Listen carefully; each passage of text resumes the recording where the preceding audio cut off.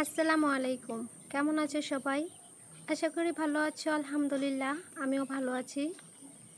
বাসায় নতুন অতিথি নিয়ে আসছি, হাঁসের বাচ্চা আর মুরগির বাচ্চা। তো এই সিজনে হাঁসের বাচ্চা বেশি টিকে না, মারা যায়। তারপরও হাঁসের বাচ্চা আনার একটা কারণ আছে, কারণটা তোমরা কিছুক্ষণ পর বুঝতে পারবা। বর্ষাকালে আমাদের বাসার চারপাশে পানি ভরে গেছে। তো চারপাশে পানি থাকবে, হাঁস থাকবে না, তা কেমন দেখা যায়, তাই না? সেজন্য মা আর ছেলে দেরি না করে বাজার থেকে 10টা হাঁসের বাচ্চা নিয়ে আসলাম। দুঃখের বিষয়, একটা বাচ্চা অলরেডি মারা গেছে। জানি না কয়টাই বা বেঁচে থাকবে, কিন্তু বাসার সামনে এত পানি দেখে আর ঠিক থাকতে পারলাম না, তাড়াতাড়ি বাচ্চা নিয়ে আসলাম। ওরা সাঁতার কাটবে, ঘুরবে, দেখতে খুবই ভালো লাগবে। আমার অবশ্য চীনা হাঁস আছে বড় বড়, কিন্তু ওরা সাঁতার কাটতে চায় না। তোমরা একটু পরে দেখতে পারবা ভিডিওতে যে ওরা দাঁড়িয়ে থাকে। পানি দেখলে মনে হয় যে পানি ওদের খেয়ে ফেলবে, এতটা ভয় পায়।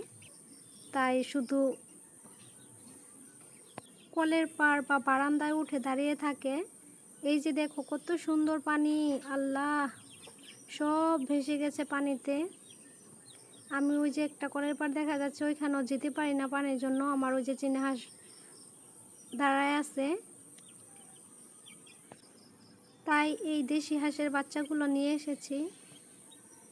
দেশি বললে ভুল হবে, অবশ্য এগুলো মেশিনে ফুটানো বাচ্চা, তাই এগুলো তাড়াতাড়ি মারা যায়। দেশি হাঁসের বাচ্চা থাকলে হয়তো তো তাড়াতাড়ি মারা যেত না, কিন্তু ওরা অনেক তাড়াতাড়ি মারা যায়, ঠান্ডা লাগে, অসুস্থ হয়ে যায়। এখন আরও 2টা বাচ্চা ঠান্ডা লেগেছে, জানি না ওরা বেঁচে থাকবে কি না, মারা যাবে। এই যে দেখো আমার ছেলে হাঁস আর মুরগির বাচ্চা পেয়ে কি খুশি।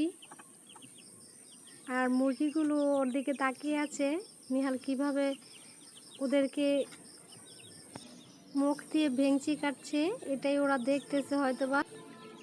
হাঁস কিন্তু ঘর বাড়ি খুব নোংরা করে, ওদের দেখতে সুন্দর লাগলেও ওরা অনেক নোংরা করে, অনেক হাগু দেয়। সেজন্য মুরগি পালাই ভালো।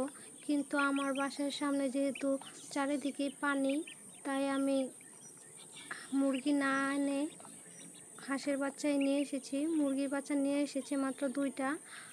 যেহেতু ওরা টাইগার মুরগি বাচ্চা, ওদের খাঁচাই পালন করা যায়, সেজন্য আমি মুরগি বেশি নিয়ে আসি নাই।